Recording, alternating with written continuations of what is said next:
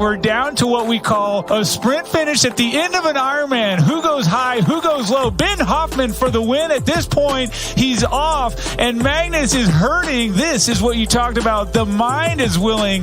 The body says no, and it's Hoffman broken the elastic today.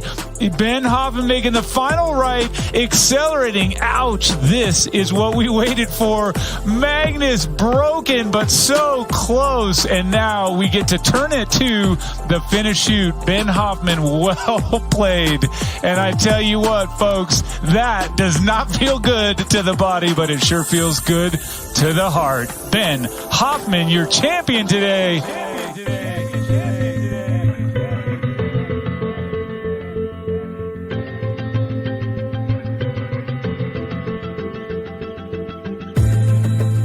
Welcome to the Greg Bennett Show, presented by AnyQuestion. I'm your host, Greg Bennett, and I've just concluded a wonderful conversation with longtime friend and one of the world's most remarkable athletes, Ben Hoffman. And in this episode, we really dissect his race the past few weeks at the Texas Ironman. And he basically, oh wow, it's just really special. You don't want to miss this one. The way he just breaks it down, what he was thinking, what it was going through, and everything about it. I think whether you watch the race, whether you know the results or anything, the way he illustrates this is just so entertaining, and I actually learnt a lot from it on just the champion's mindset, and I think you will too. So make sure you listen to this episode. It really is special. Ben just speaks with such eloquence that I truly enjoy these conversations. I just get so much out of them. So I really appreciate his time coming on board, especially when he's got two very young kids and he's trying to train and everything else. I really appreciate him doing that. You can ask Ben questions on AnyQuestion. He's over there. He's answered quite a few already. You can go over to AnyQuestion and listen to answers and ask experts across multiple channels now, including strength training and swimming, biking, running, triathlon. There's also a health channel there. Plenty more channels coming, so go check it out. I think you're going to really enjoy what you see. It's free for the first hour, or if you're a triathlete, we do have a free code going on that is called Tri 2022. Go put that in and it'll be free until October 27th, the whole app. So go check it out. I hope you enjoy this one. And until next time, remember, success comes to those who endure just one moment longer.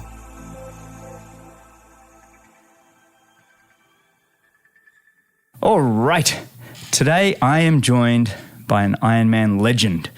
He's had a 2nd and 2/4 at the Kona Ironman World Championships, and he's had 8 Ironman victories, 7 Ironman 70.3 wins, and when he's not winning, he's always on the podium. In this past month, he had an incredible victory at Ironman Texas with a 7-hour 57 and a 2-hour 40 marathon, and then backed it up 2 weeks later with a top 10 at the Ironman St.George World Championships. Absolutely extraordinary. He was last on the show in episode 46, way back in November of 2020. And if you haven't listened to that one, please go check it out. It's an absolute cracker. But for now, it's an honor and privilege to have him join me again. So welcome and thanks for joining me on the Greg Bennett Show, Ben Hoffman. How are you, mate? Oh, great, Greg. It's great to be back. Yeah, it's been a little while. And man, I got to say, I needed that, I think. That little, ego pump there. I always love coming on, if for nothing else than to hear you build me up like that. It's always good to be reminded of the Palmares, I guess, and I think sometimes as top level athletes, we're always focused on what's next, and you kind of rarely give yourself credit, right, for what you've done, and take a deep breath and look back at all. So thank you for that. You're more than welcome. And there is something really to that, isn't it? Just to sometimes just sit and go, I have done okay. I don't think there's anything wrong. You don't need to dwell on it, but I think it's nice sometimes to reflect and go, wow, I have had a career. And so for me, when I get this opportunity to have someone like yourself on this show and just be able to read back some of what you've done, I feel like it's a tremendous privilege for me to be able to do that, because I don't think we all give those kind of pats on the back enough. And I, for one, am all about recognition and understand that. So, mate, it's really great to have you on. Where are you actually calling me from? Yeah, so I'm down in Tucson, Arizona still, which is our main home now, and has been for a little while. It used to just be kind of a winter training base for me, and then it sort of evolved into our more full-time home. Although we will be leaving relatively soon to get out of some of the crazy summertime temperatures. We weathered last summer was our first full summer here, and we got super fortunate actually. There's kind of almost record-setting monsoons, and it kept it pretty reasonable. I don't see that happening again this summer, and we just aren't mentally as prepared, I don't think, this time around. So we're going to pop out for a couple months, and then we'll be back in August for some heat training before Kona. When you say hot, what are we talking about? What does it get to in Tucson? Yeah, so I mean, the highest temperatures, which are actually probably coming up in June, will be anywhere from 115 to 117 peak. I mean, it's drier in June. You do get the monsoons, and it kicks up the humidity a little bit in July, August, September, but yeah, 115. Yeah. And then, a real consistent streak of 110 to 112, which, just kind of beats you down, day after day. So, yeah. Let me translate that for people in Celsius. We're basically 115, I've just typed in, is 46 Celsius. So it's a dry heat though, right? Don't they say it's a dry heat? At 46 degrees, it doesn't matter what kind of heat it is. Mate, it doesn't matter when it's that hot. You don't care anymore. You're just absolutely getting roasted out there. Yeah, I will say, you can get out early in the morning and get some training in. And, if you're done by 9:30, 10 o'clock, you're usually okay. Yeah. But it's pretty brutal. And it's really just the cumulative, right? I mean, you can do a few days of it, but when it's weeks and then into months, that's when it starts to really get you beat down. Oh, brilliant. So you're heading back up to Colorado. Is that the plan? It is, yeah. So we'll be back on the Front Range in Boulder, which we're quite familiar with, and have called a training base as well for many years. And yeah, looking forward to that. I think it'll be a good little break from the heat and just kind of a little bit of a reset too. I love Colorado. I grew up in Western Colorado. So yeah, we'll reconnect with some athletes up there, do some training, hit a few races. And then, like I said, we'll be back in early August to hit the heat training here for Kona. And drink some of Tio and Rinnie's wine. That could happen, yeah. I don't drink nearly as much as I used to, actually. Not much at all anymore. Just a very rare occasion. But I would like to celebrate Tio's return to racing. It was really cool to see that the other day. Good, he's a good friend. And I sent him a text right after the race, and I was like, it's great to see you back in the game. And, I know it was a pretty rough go there with the heart attack and everything that followed. But yeah, I mean, unsurprisingly, he showed that he's still got a fair bit of fight in him. And I'm excited to see what he does in Des Moines here in a couple of weeks. I know, it's amazing. That was a big scare. And big shout out to Timothy O'Donnell, Tio, for the journey back, mate. Absolutely fantastic. Now, are you just in resting mode now, mate? You've had that was a busy few weeks, back-to-back Ironmans with only one weekend off in between. Are you just legs up now, or how much rest are you giving yourself? Yeah, not exactly this time. I had sort of played with the idea of shutting it down immediately after St. George, and then I had the invite to escape from Alcatraz, which is June 5th, and I just couldn't pass it up. It's one of those races where, even though I've never had a great performance there and been in contention for the win, I finished 4th last year, and I love the race, man. It's just one of those races that puts a smile on your face, and I think there's nothing quite like it on the circuit, right? So when the opportunity came up, I took it, and so, I've been trying to kind of tick over a little bit more intensity, a little less volume, and just kind of do what feels good too. I think listen to the body, listen to the mind, and not put a ton of stress on things. But I would like to go into it and have a solid day. So that's kind of next on the schedule. Then this is also a brand new development, which will keep the ball rolling for another week, after Alcatraz. But I'm going to go and do something which I've never done before. And I'm going to do some guiding for a visually impaired athlete, a para-triathlete over in France. And I'm really excited about that. So, hopefully it'll be something that goes really well and that I really enjoy, and that I, connect with the athlete, and then will become something maybe I do more regularly moving forward. But really excited about that opportunity. And that'll be the following week after Alcatraz. So I'm kind of stacking up another little busy couple of weeks. But after that, I can take a breath and just kind of relax a little bit. I love that you're doing the guiding thing. Well, firstly, before we get into that, escape from Alcatraz is almost like a bucket list. Everybody should have that. Everybody should try that. If you're a triathlete, go check it out. It is one of the all-time races to go do.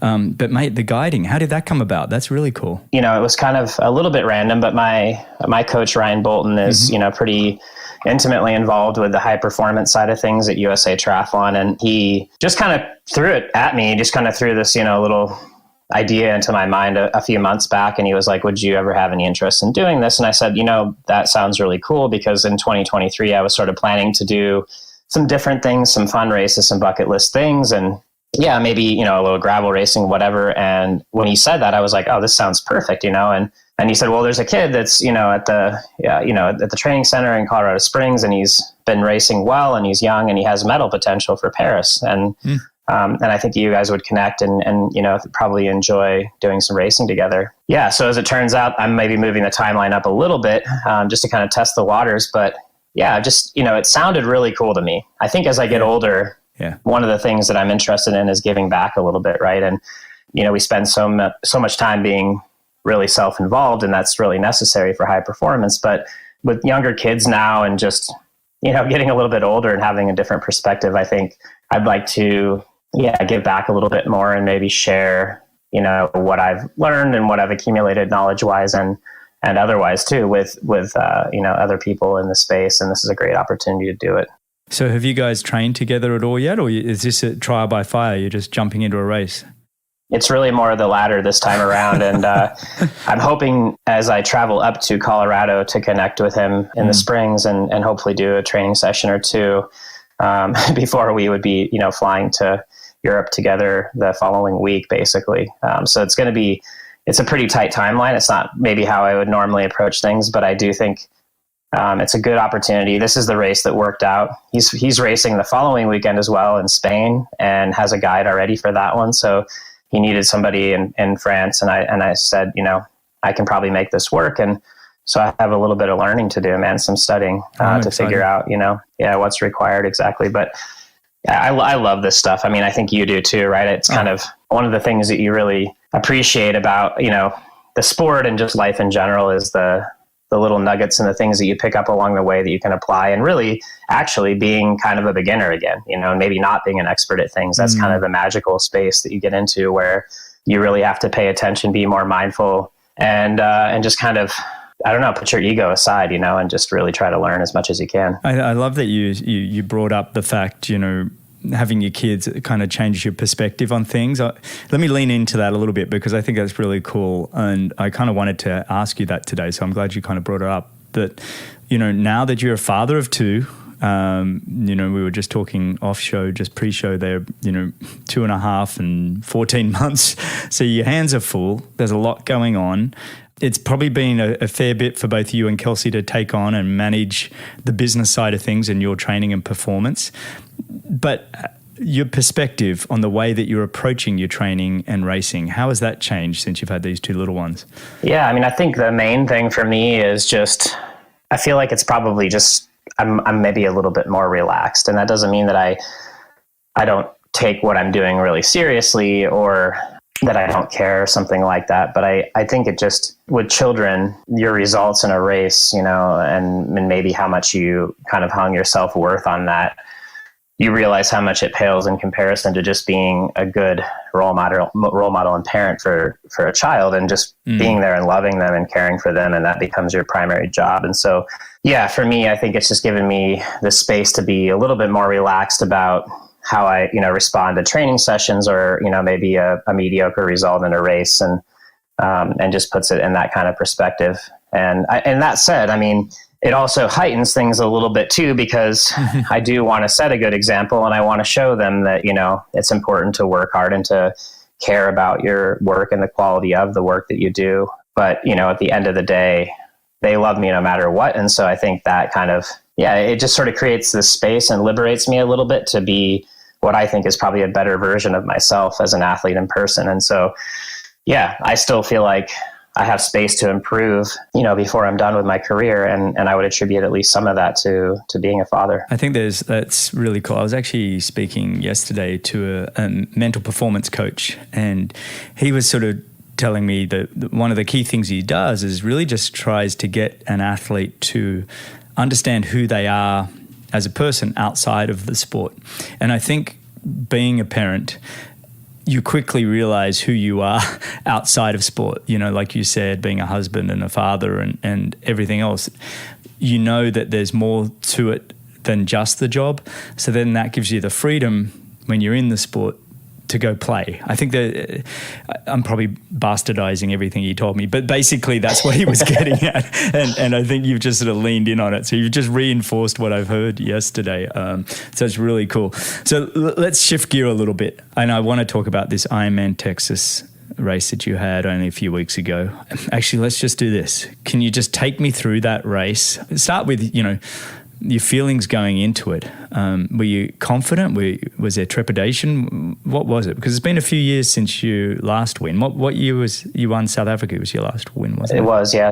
That would have been April of 2019. So, and then I came close in Florida, end of the year 2019, just didn't quite have enough real estate left to catch Joe Skipper there. And that was how my 2019 season ended, after a fourth in Kona, which was, for sure one of my better races out there as well. And then the pandemic hit, and, we went through some weird times, and, I maybe didn't do the best job navigating that in hindsight, but, we had 2 kids, and yeah, it was just a weird time like that, for everybody. I feel like the races were a little bit inconsistent, and I had a couple setbacks too. 2021, I wasn't 100% healthy and perfect that way. So even my performance in Chattanooga, even though it was, only a 3rd place, I was pretty happy about it, all things considered. I had kind of a bumpy road leading into that one. So fast forward to the beginning of this year, I wouldn't say I was like in a flow state for, January and February. It was a little bit of a grind, actually. I thought, okay, this is usually, a little bit easier. But it was kind of tough going, and it took me a while to really get traction and get over the hump. And then when I did in March, it really started to click a little bit. And I realized that I was getting pretty fit. And I'd always kind of wanted to try this double experiment of doing 2 weeks apart. I had done the 2 in Kona 19 and Florida 3 weeks after. And that had gone pretty well for me. I actually felt like in some ways that I was better in Florida. I'm a pretty, I guess I would say, a volume responder when it comes to training, and I handle the load pretty well. I mean, as I get older, it's more difficult maybe sometimes to, I can't do it as consistently through the year. I can still handle pretty big training, but I would say it's maybe just smaller pockets of being able to do it now. Anyway, I kind of decided that this was the moment. And I have to be honest with you, I fought the idea of St. George a little bit, through really from the time they mentioned it and all the way up into the race. And what I mean by that is that I was really excited for the opportunity to do a big race like that, and to do a quote unquote world championships, to have that opportunity to race for the prize money, for the accolades, for just the chance to go head to head with some of the best guys in the world. But even with my history there, even with the excitement and the energy that built around it, I never fully got there. And so I almost kind of needed a little bit of a distraction for myself too, I feel like. And, Texas sort of provided that. And yeah, it was really kind of a last minute decision in some ways. I mean, I was throwing it around and bouncing it off, my coach for a while, maybe a few weeks before we finally made the call. But basically what I, posed to him was, I said, look, if we shift gears and I decide to do Ironman Texas, when is the point when you would change my training, And he kind of looked at the calendar and he was like, about 10 days out is when we would decide to either continue pushing with the level of training that we're doing for St. George, or we would make a call to start modifying a few things to focus, a little bit more intensity and back off volume for you to get ready for Texas. And so on the Thursday, 10 days out or so from the race, we made the call basically. Wow. And I said, I'm ready to go. I feel good about this. My head's in a good place. I'm excited about the prospect. I feel like it could potentially give me a mental and maybe a physical boost as well, leading into St. George. And so Kelsey booked all the stuff. It was really expensive because it was all last minute. And I kind of felt like, okay, well, that's another little, impetus, I guess, to go make it count. And she really did. She kind of, she printed out the document for me. It was like literally a spreadsheet of like, okay, get on the flight, get the rental car, go here, do this. Everything was mapped out. Wow. And she actually flew in the day before the race, was there for 24 hours, and then flew home on Saturday night after the race. So she was there for the critical stuff right around the race. But with kids now, we have to kind of, pick and choose our battles. And so, yeah, it all kind of, came together at the last minute. And I have to say, even though I had a terrible race, or a pretty bad race in Texas in 2015, where I blew up in the marathon and had a bloody nose and groveled my way to 8th place, I think I felt strangely like excited to race there this time. And I felt, a really good vibe when I landed. So yeah, the head was in a good place. And then as far as the race went, man, I mean, I didn't have the best swim, and actually all 3 races I've done this year, I feel like my swim's been a little bit off, and that's, something that I'm definitely taking a hard look at right now, because I don't feel like I'm swimming poorly in training, but I just haven't translated in racing, and I need to be there. I mean, I have to be there. It's obvious, at championship racing, you have to be further up than I've been. So yeah, I kind of had a mediocre swim, got beat up a little bit in the water, but on the bike, we were a pretty big group for about 40 miles. And then I told myself, no matter what, I'm coming here for a hard day. I'm going to make it hard. And I was like, if I have to drag this group of guys around, then that's what it's going to be. But I'm going to commit to trying to break it apart, go alone, and at least walk away from this with a really hard effort, because that's how I would train anyway at home. If I was just focused on St. George, I would do a really big weekend 2 weeks out. So I just started pushing the pace on the bike, broke away, finally caught up to Jesper Svensson, who was by himself, and we kind of rolled in together. I was quite surprised to see Magnus. He had that sort of, I didn't know what had happened at that point, but he had kind of a unfortunate, 7 or 8 minute stop on the side of the road with a slash to his sidewall and a big flat on his bike. So yeah, I mean, I kind of was surprised to see him. I didn't know at that point. I just thought, maybe he kind of blew up and he's going to struggle. But got onto the run and just kind of did my thing, man. I felt really good right away. Settled into a good pace. I wasn't too worried about the guys up the road. I mean, they were both strong athletes, but Richard Varga is more known for his ITU career, and I figured, well, there's a decent chance that if I run my race, I can probably get my way up, somewhere near the front. So I just kept it steady, and I was always aware that Magnus he just never really went away. I mean, I passed him. I took the time in transition, to really get myself ready. And so I lost a little bit to those guys and had to bridge up and pass him. So that took a little while. And as soon as I passed him, he just kind of stayed there. He was about 30 seconds behind. And once I assumed the lead about halfway through, I remember my question to Kelsey was, I just said, give me the data behind me now. Is somebody running like 240 or 230 pace? I need to know if like Cody Beals is running crazy fast or, what's going on. She's like, nothing is really going on, but Magnus is there. And it was like, what? And I was like, what do you mean? Like, he's still there? Like, he's like 20, 30 seconds behind? Like, he's just, and he was just there. And after about 18 miles, I kind of realized, so 30K or so, I was like, he's still there. I can feel just a little bit of like a hunger knock coming on. So I was like, I need to get a little more sugar in, slow down, take stock here, and let him catch me. And I said, I'll let him catch me and I'll be ready to go, just like, Mako was with Ray Alert and Kona.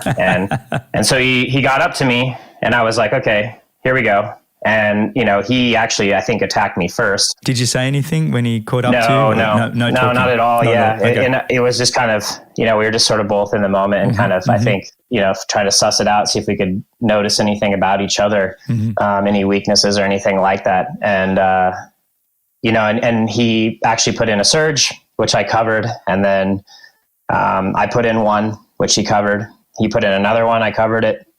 I put in another one. He covered it. And at that point, I kind of was like, okay, we're going to the line now. Like, this is the way it's going to be. And yeah, I just started mentally preparing for kind of the finale there. And this is where I think everyone's a little bit different, but my mindset was immediately to start thinking as positively and eliminate any negativity possible. I mean, I was very clear with myself. I said, number one, there's no way you're losing today. That was the first thing I said to myself. I was like, I'm going to win. That's the only option. So whatever that takes, whatever is required to do that, it's going to happen. And the other option doesn't exist. And, that was step one. And so, yeah, after that, I thought to myself, okay, well, what do I know about this course? What do I want to do, to make my move? How's it going to look? And I had raced in 2015. And even though I didn't have a good race, I remembered the course really well. And, I had obviously looked around a little bit again on this trip. And so I knew the finishing, area pretty well. And basically there's a hard 90-degree turn to the right, and it takes you down a hill a few hundred meters. then you do a 180 degree turn and you come up a real gradual hill to the finish line, another couple hundred meters. And I basically told myself, I said, I need to be at the bottom 180 in the lead. And if I get to the bottom 180 in the lead, I'm going to win this race no matter what. Like, it's happening, you know? Because I mean, I have to say this too, and maybe Magnus will listen to this, but I looked over and he was wearing those Alpha Flies, the Nikes that are extra tall. And I just thought to myself, and I'm wearing the Vapor Flies or the Next Percent that are a little bit less tall. And I just said, there's no way he can take that bottom corner at speed without being super wobbly. I love that. And so I just knew, I was like, there's no way he can, you know, he's not a really big guy. He's a taller guy than me, but you know, he's not a huge guy, but I just knew with his height and with those shoes, there was just no way that he could take a corner like that at speed. And so, yeah, when we got, you know, I actually slowed the pace a little bit, and I could tell it was frustrating him too, which was another kind of tactic I used. I mean, we would have ran for sure in the 230s, like maybe 238, maybe lower even, if I wouldn't have I just started totally slow playing it. Just to get the heart rate down a little bit, get a little bit more calories in. And I could tell it was frustrating him because, you know, he was the whole race up until that point, you know, through 22 miles or so, he had been running whatever pace, you know, and that was a little bit slower. And to me, I was almost kind of thinking also, like, give him a little bit more time out here on his legs, because he's never done an Ironman and he's starting to feel that piano on his back. And it's probably one of those things where he's starting to wonder, like, can I do this? And, you know, I've never felt this kind of pain or this kind of sensation before. And I want him to have as much possible time to deal with that, you know? And so we were out there running like 7-minute pace after running whatever 6:15s for, you know, 20 miles before that or more. And so, yeah, I could tell he was getting a little bit frustrated, and he tried to pick it up a little bit a couple of times, but then eventually I think he kind of just realized too that we were going to the line. And then, yeah, with about, you know, whatever it was, 400 or 500 meters to go, I took that first 90.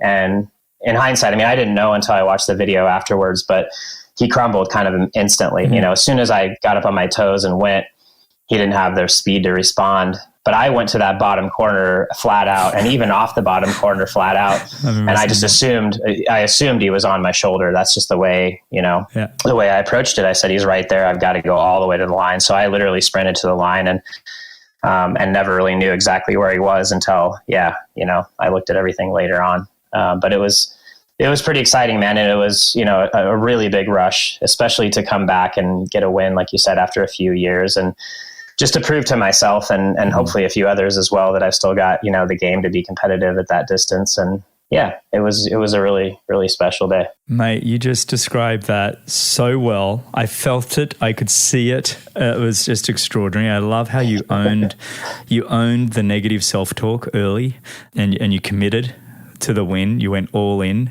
And then it was like, once you'd made that decision, it was like, okay, now let's get to the specifics of making that happen. And it became very detail orientated. And that's been one of the true joys of this show, is having these conversations and having guys like yourself step through a win and what actually happened. There was one, I think you were like Hamish Carter when he was on, and, you know, he won the 2004 Olympic Games. And, you know, we talked about that kind of process, and it's exactly how you described it. It was very analytical, very calculative of what's going to happen, what am I doing, very just looking internally at the function of it. There was no, oh, can I win? Wouldn't it be nice to win? It was like, no, that negative self-talk was owned early, put away, get the job done. And that, I just think, is just truly inspiring stuff. And for everybody listening, for me, there's just so much learning in that, not just in sport, but the way we approach life. It's just kind of like, get rid of that self-talk, own it. Now, how do I go about achieving it? And I also just want to, on that, give a big shout out to Magnus Ditlev, as I'm sure you do. Yeah. Love that guy. I know he does listen to the show, and I am excited to have him on one of these days. So Magnus, if you're listening, I'd love to have you on. And I believe that was his first Ironman. Am I right in saying that? It was, yeah. And I mean, and full credit, I mean, that was the first thing I said when I crossed the line too. I mean, I feel bad for the mishap, you know, of the flat that he had. I mean, I think he got a little bit of criticism from people as if he didn't know how to fix a flat or whatever it was. And the reality was that he had one of those flats that it's not a simple fix, right? I mean, basically he needed a new tire on there, and that's what happened. And that's why it took so long. And so I think on paper, there's no question. I mean, he would have likely won the race, or at least had, a great, even better opportunity potentially to win it had he not had that happen. So I can recognize that element of it for sure. But yeah, he's got a bright future, man. And I think he's going to be tough. I think for the guys that are a little bit younger, closer to his age now, he's going to be one to watch, and they're probably going to have some pretty epic battles with him because he's one of the guys that just does the work. You can tell, right? I mean, he's got a great mindset. And on that note too, there's one other little thing that happened in the race, which I feel a little conflicted about this one, but I think it's worth bringing up because maybe you have some insight about it too, or what your perspective might be. But there was a point when we ran through an aid station. I want to say it was around mile 22 or so. And it was called Hippie Hollow. Maybe you've heard of this place, but there's a group of people that bang on trash cans, and they're just out there all day with wigs on, and they're just having a great time. And on the first lap I went through, and they were trying to get me to hit this bongo drum. And, I was kind of doing my typical thing where I was like, I'm just doing my race, and, I can't be distracted by this right now. And I try not to show too much emotion or give too much away or celebrate early for sure. Right. Because you just don't know in an Ironman what might happen to your body or anything really, what other athletes might do. And so it's really one of those things that you kind of wait till the line. But on that last lap, the guy came up with the bongo drum, and I just had this thought to myself where I was like, I'm really grateful for these people being out here cheering for us. It's a hot day. They've been out here just giving tons of energy, and I'm going to hit the bongo drum, give them some love. And so I hit the bongo drum, and he was so stoked. And, it kind of gave me a little bit of a lift too. But, it was kind of counter to my usual strategy of not celebrating till the end. And I didn't necessarily mean it exactly like that. It was more just like, hey, I want to appreciate these guys, and I want to maybe get some good energy out of this, take some good energy where I can get it. And then he ran up to Magnus, and he said, do you want to hit it too? And Magnus said, maybe at the finish line, and I was like, that's the right answer. But, but at the same time, stoicism can only get you so far sometimes. And sometimes you just got to go in the, in the moment with the vibe that's there and hopefully get some energy from it. So that was kind of a special moment too. But back to his personality, that's the vibe that I get from him. He's very methodical. He works hard, and he's not kind of that, I don't know, navel gazing, chest beater guy. And I think that's going to really pay dividends in his career. I think you're going to see a lot more of him. So big shout out to him. Did it surprise yourself that you actually did grab did they give you like a drumstick to hit it or? No, it was just with my hand. Yeah. So, and I will say on that note that a lot of times when I've raced my best and when I've had, just kind of, good results and good training and all of it is when I've been focused on that element of gratitude, right? When I can just look around and say, I really appreciate the industry of triathlon, whether it's the sponsors that I have, the fans that are on course, my family supporting me, my training partners, all of it, the coaches, everybody that goes into making this happen, Ironman themselves with the race production. I mean, the volunteers that are out there, the list goes on and on and on. And when I can look at that and just say, I'm so grateful for these people to be out here, to put the energy into it, to make it happen so that I can do this for a career, a living, and enjoy these moments and hopefully, put on a spectacle, a performance for them to enjoy as well. That was really beautifully said, Bay. And I really appreciate that. And I think everybody listening does too, because I think that's what makes the triathlon community just so special. And I think the way you even put that, there was a moment of thinking, I'm dying out here in the heat and it's brutal. And you've got these people and they're out there all day, like all day. Till midnight probably. And they're not they're not well hydrated. They haven't fueled, they haven't rested the days leading in. Man, tremendous gratitude. Thank you, everybody that helps out at these events. And I think it's good for all of us to do that ourselves from time to time. Go volunteer, put yourself out at the worst spot, and just look after them. But mate, 2 weeks later, World Championships. Then you finished with a sprint finish, which even in my background being more the shorter course, if you've had to finish with a flat out sprint, that can.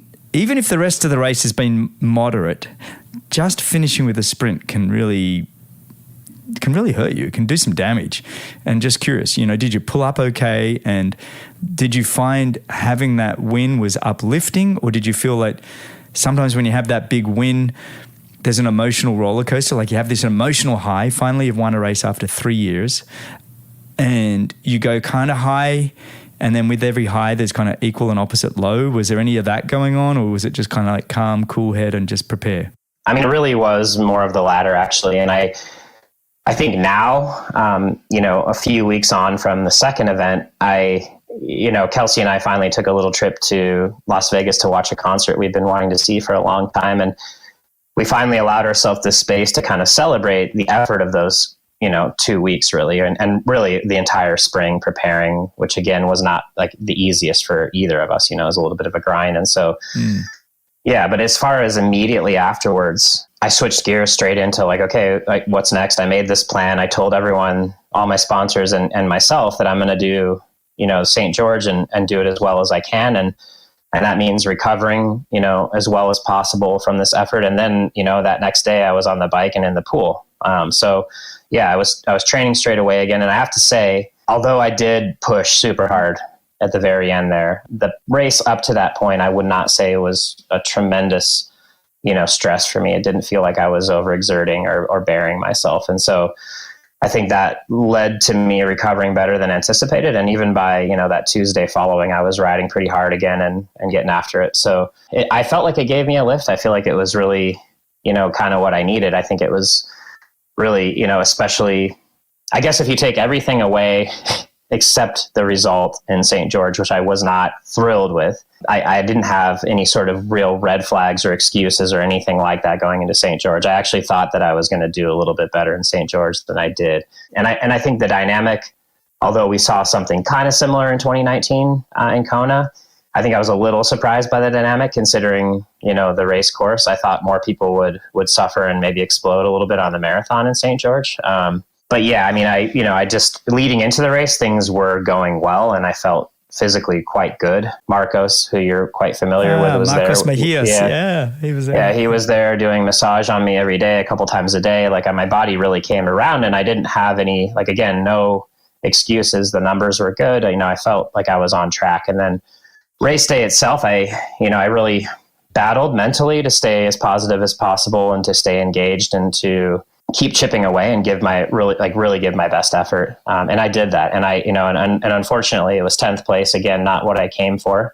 If I'm 100% honest with myself, I think the big limiter really wasn't maybe doing Texas 2 weeks prior. Although I did feel like maybe I was a couple % off on the run, and that could have just been the run course itself. I mean, it was very hard to get a rhythm there and it was a challenging run course. But I did feel like I lacked a little bit of pop, like in Texas, I was like, okay, I can change gears. I feel very in control. And there I was like, okay, I'm pushing up against it and it just doesn't feel like I have one more gear to give. But so that could have been Texas, or it could have been a variety of factors, maybe just because I rode pretty hard as well in St. George. But regardless, I didn't think that it was a real limiter or a problem necessarily. I think it was more just, it was a tough day. A lot of guys raced really well, and mentally, I think a lot of guys were more engaged with the race from the very beginning than I was. So I gotta say, I love the champion's mindset that you have, and I think I'm sure I'm not the only one listening to you talk right now. Just going, you did and won an Ironman 2 weeks previous in 7 hours 57 with a potential, like you said, you even slowed it down in terms of tactics, and so potentially a few minutes faster for the marathon that you were running at. And then 2 weeks later, in my mind, if I was working with you, I'd be saying, well, yeah, there's probably going to be some mental, emotional and physical fatigue, and it might only be 0.5% on each of those. But guess what? At the World Championships, those little percentages, they add up big time. 100%, and your 8:06 that you went in St. George was solid. But if you talk about those half percentages across the board of mental, emotional, physical, it's kind of not surprising. But I looked at it completely different, obviously, and I think many did, where it's like, wow, here's a guy that's not only won 2 weeks before, he's finished it with an all-out sprint effort at the end. and backed up and still got top 10 in the world, mate. So my perception of it is a bit different to yours, but I do love the champion mindset where it's like, I know there's more. So kudos to you. And I mean, and to be honest with you too, I mean, I really appreciate that. And I think there's something there, and you know, maybe, I can appreciate that it was a big ask and a big double to pull off, but you know, it was back to my original idea about it. It was an experiment. I'd never done it before. I was curious to try it. I thought there was a possibility that it would, you know, go really well, and it went only okay. And so probably I would not do that again with something like Kona in the fall, right? I mean, I don't even know if that would be an option. I don't think there's an Ironman 2 weeks before. Maybe anyway. 3 weeks. But the 3 weeks option you did in 2019. But there's also, you got to think, what's the second race and what's the first race? Like if you think of Kona to Florida's a nice tempo race. You can find a rhythm there. You can find, you know, whereas St. George, even when you're fresh, it's hard to find any kind of rhythm on that course. Bike and run, it's like constantly moving. And if you're slightly off, it's like that just exacerbates it, you know? Yep. So, I mean, definitely, you know, lessons learned, I think, some takeaways. And again, you know, some ones that I think maybe we even discussed the last time I was on the podcast, you know, that the focus for me moving forward, you know, into Hawaii, which is for sure my main goal of the year. You know, I need to be further up in the swim, no question about it. And, you know, I probably need to be even a little more prepared, on the bike, you know, than I was in St. George. And so, I think back, you know, some good takeaways, right? You know, I think that was kind of the warm up round for me, and hopefully I can build off of it into the fall, because, you know, that's where my heart really is, you know, and I think hopefully where, you know, I'll be able to show my best performance of the season. Quick mini break to remind you to go check out AnyQuestion. You can either download that on your Android or iOS, AnyQuestion, one word, or you can head on over to anyquestion.com/bhoffmanracing.com and you can sign in that way. And remember to use code TRY2022 and get free until October 27th. You've been so consistent at Kona. It is a course that obviously suits you. You mentioned earlier, you know, working with Ryan Bolton and his training. He's known for some pretty, you know, big training volume. You know, yourself and Sam Long are with him, and you both sort of handle that volume. Give us an idea of, you know, has that changed much for you? You know, now you're 38, you've been with him for quite a while. Is that volume now in you that you don't have to do maybe as much as you used to, or are you able to handle more, so you're taking on more sort of volume? Yeah, I would say it's more of the former. I think I would say, no question, like run volume is down, you know, from even a couple years ago. And really, I think my run performances are strong, or maybe even stronger. So we've backed off the run mileage some. And I would say overall volume is down a little bit, actually. For me, I need to do more of the things that I don't sort of naturally want to do. So, yes. You know, it's probably more of the, you know, the double swims and, you know, doing VO2 work on the bike, which is, I wouldn't say it's exactly a weakness, but, you know, it's something I can certainly improve, and I think will ultimately pay dividends for me, even in Ironman racing. Yeah. And then, you know, definitely the run workouts are just, you know, overall, it's higher quality than I ever did before without him. And then, you know, that quality is still there. Although, you know, depending on the cycle and where I'm at, you know, I think I've had more heroic workouts and probably faster paces in some workouts, but I don't necessarily believe that that I was a better marathoner, Ironman marathoner back then. So, you know, it's really just sort of about, navigating what will put me in the optimal place for racing, you know, not necessarily what looks good on paper with training, because I've definitely been a victim of that in the past. So it's interesting to watch. It'll be interesting to see how you guys work these next few years, you know, those late 30s into your early 40s.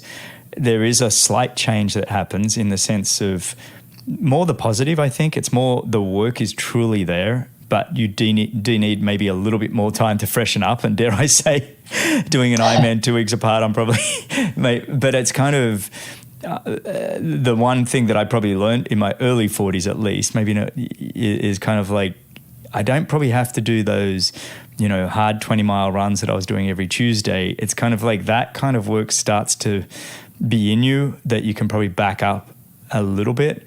But it'd be just interesting. I'm looking forward to seeing how you guys manage this sort of next few years, because I actually think they're really powerful years if you get it right. And potentially less big races in one year, but the ones that you do hit can be exceptional. So I'm excited for you on that front for sure.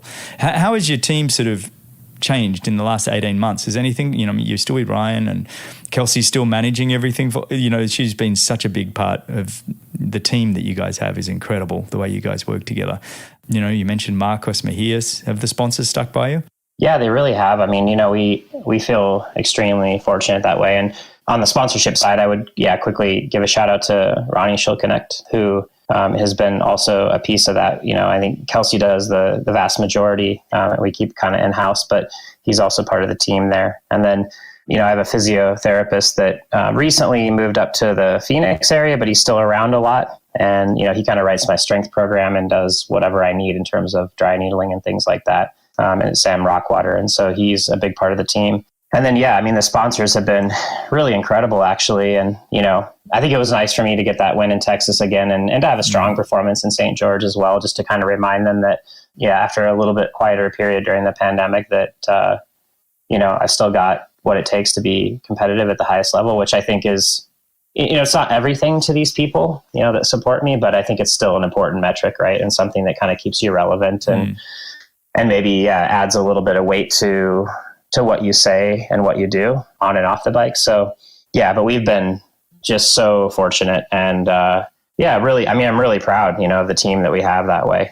Just incredible sponsors that have, and most of them have been really long-term. So thinking about triathlon and, being 38, you've achieved so much with numerous, like I mentioned earlier, your Ironman wins. And when you win, you really do win in a spectacular fashion.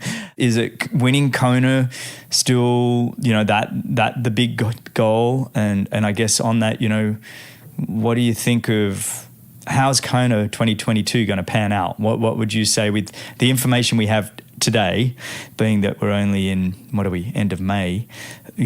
How do you think Kona is going to play out? Is it one that you're going there to win? Is it going there, what is it? Yeah, that's a really great question. And I think the way I would answer it is what I really want to do is I want to give myself an opportunity, to be in the mix for the win. I want to be as close to, or in that position where I have an opportunity at least one more time. That's kind of my mindset. And so as much as I know certain athletes, and great athletes, like maybe, and I can't speak for him, but maybe somebody like Jan Frodeno would, see it as a sign of weakness if you weren't just immediately saying like, oh yeah, I'm going there for the win. It's all about the win, but I would love to win. I think it would be tremendous. It would be a lifelong dream and really, really awesome. But I think more than that, I just want to, after a couple years away from the island, which will actually be 3 years by the time we're finally back there in October, I just really want to go there in physically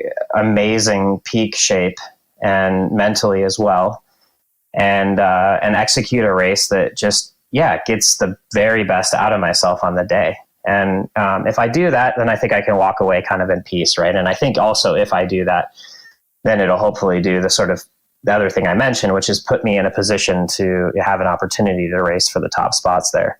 I think I saw a post that Sebi put up after St. George, because I think he kind of walked away a little downtrodden, maybe, like a little bit surprised by what happened there and his performance, what it netted him. I think he sort of downgraded his expectations a little bit, at least on social media, by saying, I still believe I can get a top 5 in Kona. And I saw that and I was like, I definitely believe that about him. And I believe that about myself, but I wouldn't go as far as saying that yet. Like I'm not, I still would love to be in contention to win. And I think if I have the day that's, required, the very special, maybe career best day that aligns with that race and a whole other multitude of factors, maybe a couple other people don't have those days, then, maybe, a win is possible. And that's still what I want to dream of, at least for this year. And so that's what we're going to do, is try to, build everything from this point forward towards that day in October the 8th. And looking at that race, let's think about it. How do you think it's going to play out? Because I actually think it could be a bit like St. George in the sense we could lose half of the big players before we even get there. And a lot of that, and I don't mean that's not true. Obviously, it wasn't half, but we lost a couple of the big names. Certainly, yeah. And those same guys might be coming, the ones that were out this one might be coming back firing all cylinders, but we might lose another group that overcook it. And I think what often happens is when you have so many people that could win a race, right? Everybody starts believing they can win that race, and then everybody starts pushing as though they're going to win that race. And when you push and you look over the edge a little too far, that's often what happens, right? Suddenly you're out, whether that be sickness or injury, So it's kind of thinking that's the first part, I guess, of how this race could play out. It's actually before you just got to get to the start line is like one sense of achievement. And then after that, 2019 showed us the first time that really a swim group actually broke and stayed away. Normally the bike packs come together completely, but 2019, they stayed away. Tim O'Donnell, Alistair Brownlee, Jan Frodeno. You think that's potentially going to happen again, or do you think everybody's going to amp their swimming up and, it's going to be closer together on the bike? Yeah, it's... Well, I know I'm speculating here, but yeah, 100%. You have to, right? It's because that's what it is. It's all at this point. It's all speculative, and it's fun to do, and it's important to do it, and imagine the different scenarios. But I think it's absolutely possible. I think one thing that you kind of touched on maybe, but didn't maybe finish exactly my thought about it is that I think there are going to be some guys that in St. George that had good races that are going to believe that translates to Kona, and it's not going to. And I don't mean that as like an attack on anybody, but I do think that, it's a special race that requires a special set of skills and probably a little bit more, time spent there studying the race and understanding it and experiencing it.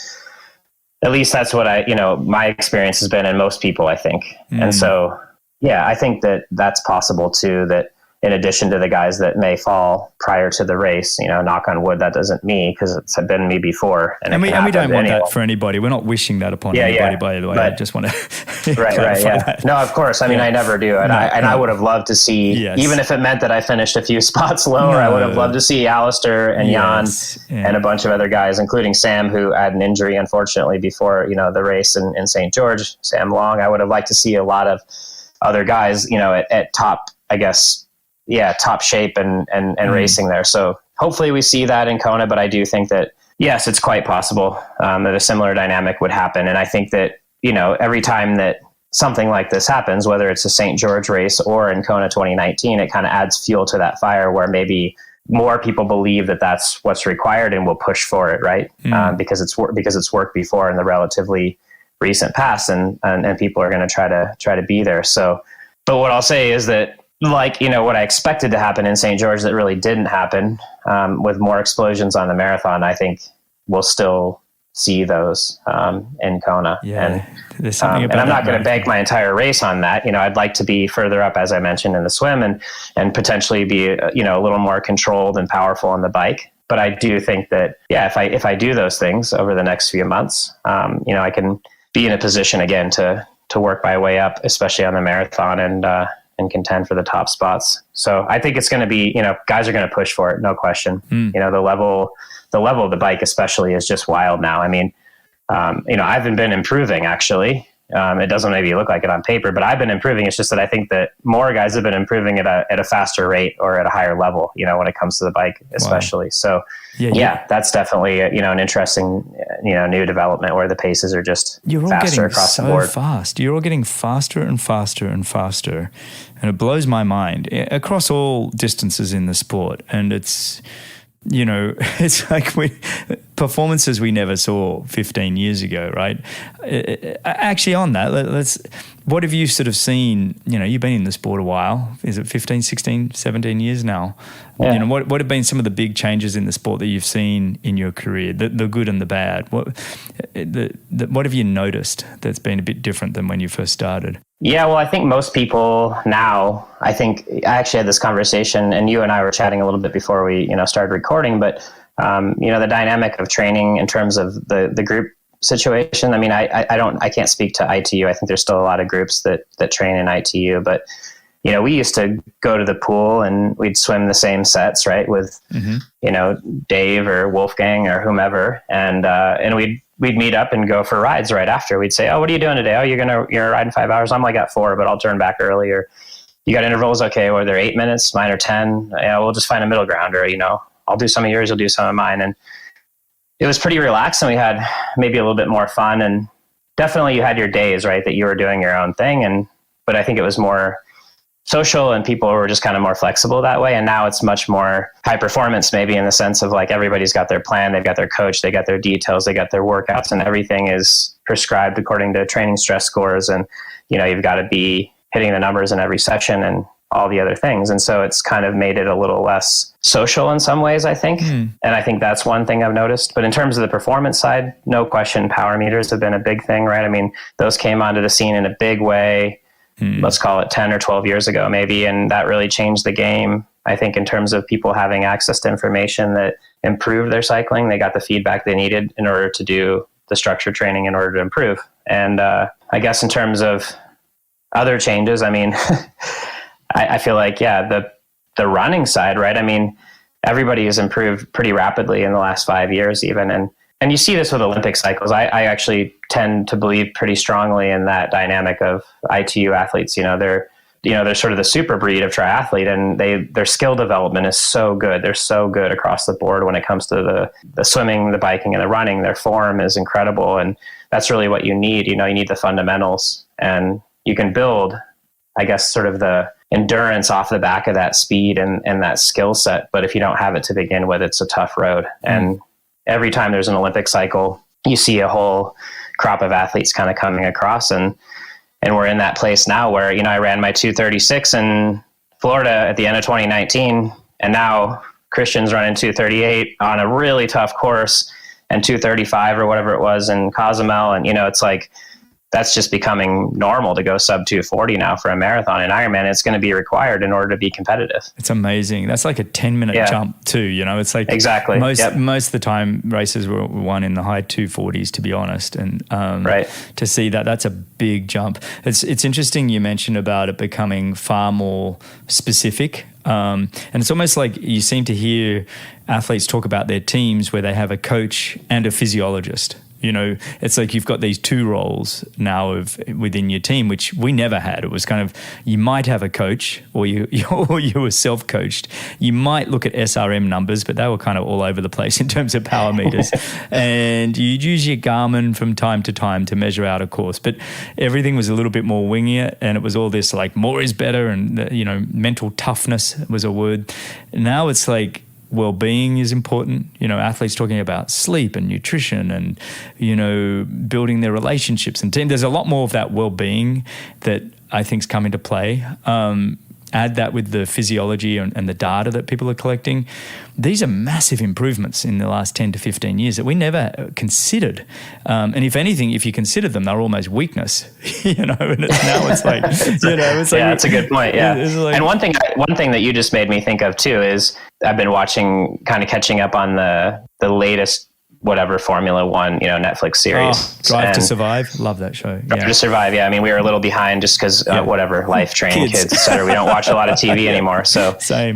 We're catching up on the most recent one. I'm sure there's a lot of people out there going, what? You haven't watched you're not through it yet? But so we're catching up to that. And I just kind of was thinking about, which we all do, how triathlon is it's a relatively new sport, right? Still, I mean, we're talking 70s. For the 1970s, it's not that long ago. Mm-hmm. It's seeing advancements through time, right? I mean, anytime that you put money and energy into a sport and continue the development of it from the ITU level, from the junior level, Iron Kids, whatever, all the way down to young kids, and it becomes more embedded in the culture, you're going to see improvements across the board. Guys and girls that are doing this from a younger age, they're getting, there's just more knowledge accumulated, right? I mean, you have access to so much more now, decades and decades of coaches who have been doing it, trying different things. And, we're seeing the feedback over the span of careers that these athletes have had and what's worked and what hasn't. So yeah, it just gets more and more dialed in. And I think that's just, it's kind of the natural curve and trend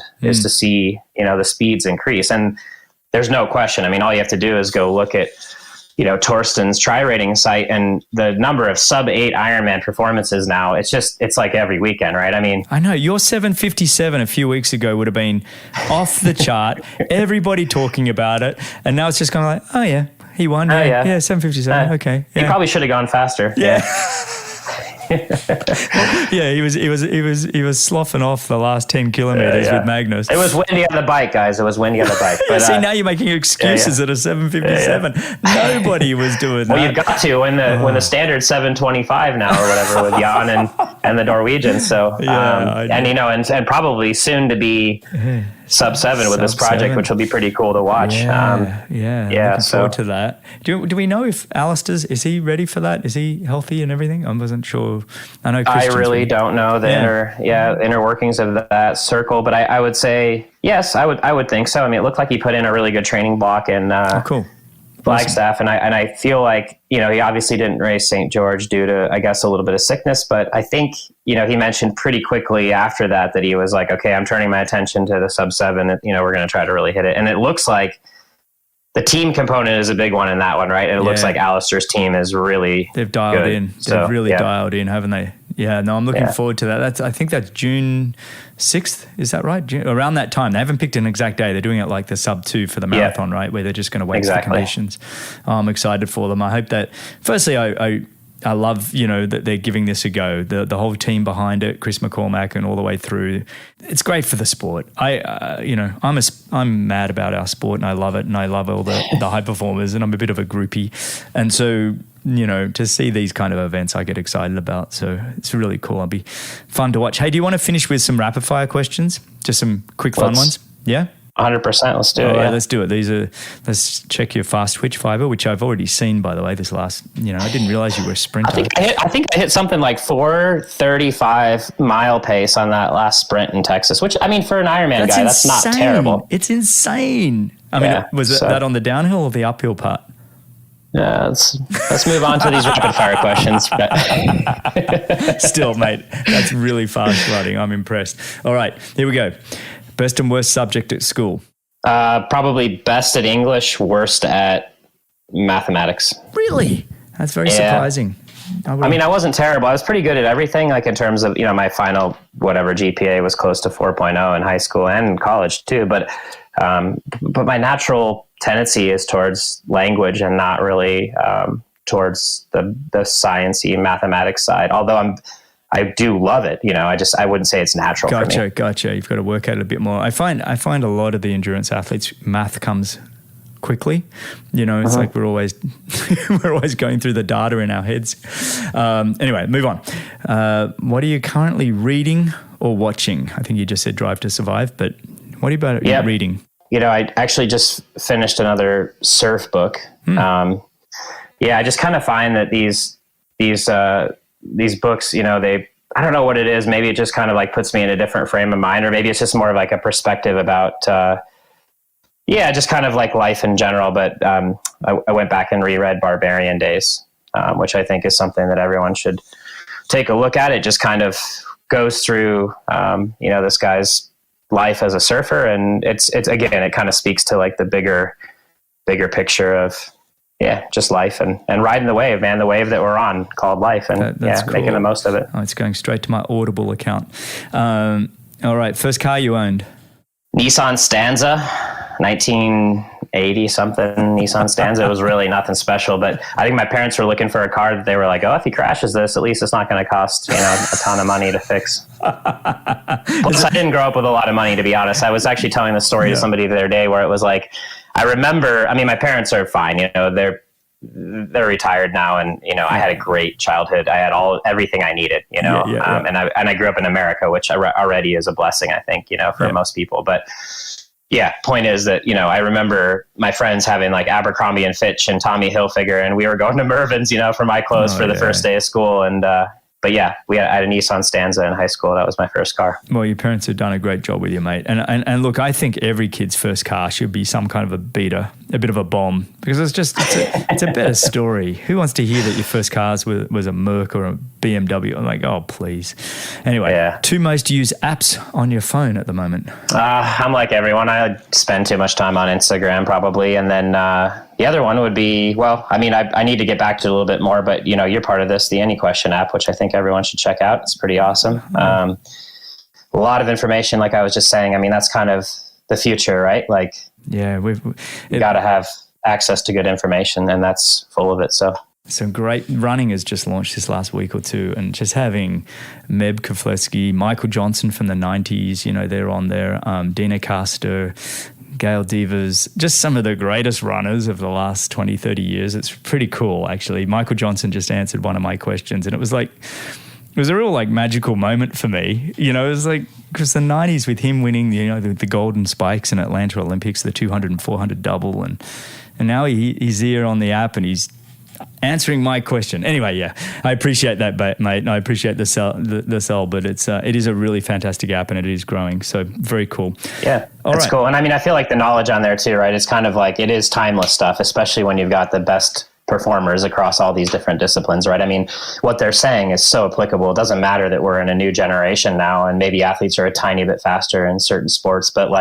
it's more just that bigger picture stuff, right? That we can all apply to our daily lives, whether we're pursuing athletics or, just trying to be the best CEO or a father or whatever it is. And yeah, it's just cool to hear, everyone's perspective and the lessons they've learned. And we do have, at the moment, we have about 40 of the world's best triathletes, yourself included, on there. Actually, Jess Leamonth, just spoke to her yesterday, and she's coming on the app to answer questions. And we're giving the triathletes a bit of a bonus here. We launched with triathlon at the end of October last year, and we did launch at a too high a price, and that was, we misjudged it, obviously. And so we're basically giving out a free code for all the triathletes out there, Try 2022.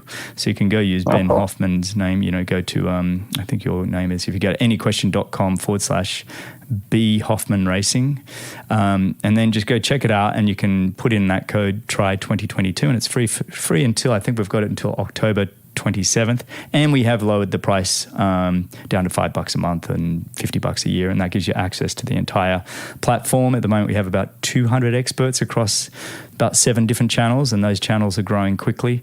Photography and surfing, you just mentioned surfing, they're coming soon. We've got a few lined up already, and some big name surfers and that kind of thing that have all jumped on board and they're excited about it. And then we got scholars. We got scholars, all the MIT and Harvard professors coming on, which is going to be really exciting when that one comes out. So anyway, yes, it's all happening. It's very exciting, and really we're keeping the bar very, very high for who can be an expert in any given field, and obviously you make it. So let's move on. This is meant to be rapid fire. Sorry, everybody, we got stuck on any question there. All right. What time of day are you most productive?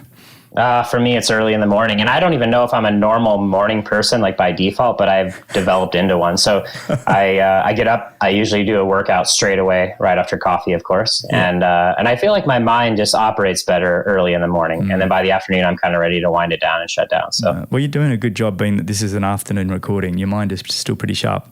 All right. First job. First job, working for my dad.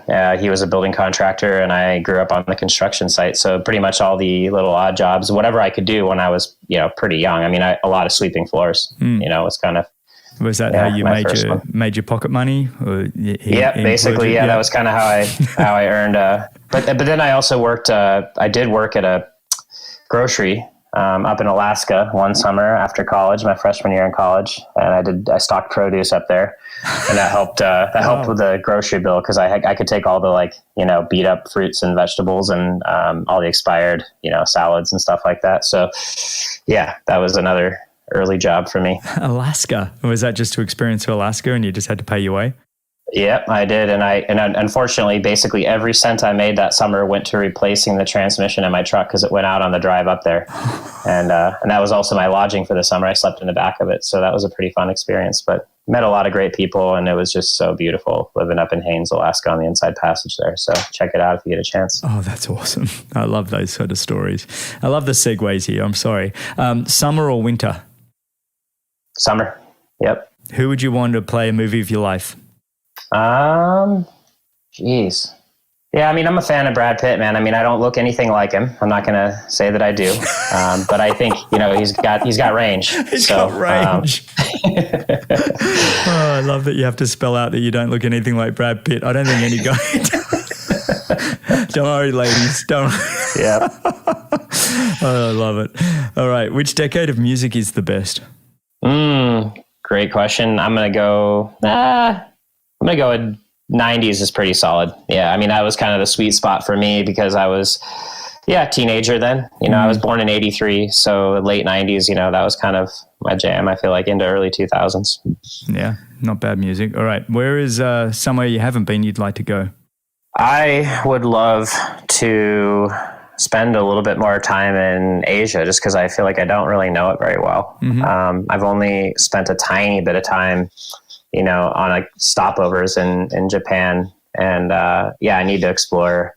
There's, so much of the world's population in Asia. And I feel like I just don't know anything about it. So China, Japan, Thailand, those areas, Vietnam, all very, very interesting to me, at least, from an abstract perspective. Because again, I don't know anything about it, but I'd love to go there. I can see your triathlon calendar for 2023, 2024 loading up here. Starting to fill up, yep. I need to get to Tokyo. What races there? All right, let's do it.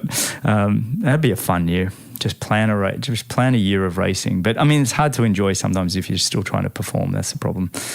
It is. It's such a balance, and especially traveling with a family, it's a lot to balance. So you've almost got to wait till the kids get a bit bigger. That's what we're doing anyway. Yeah.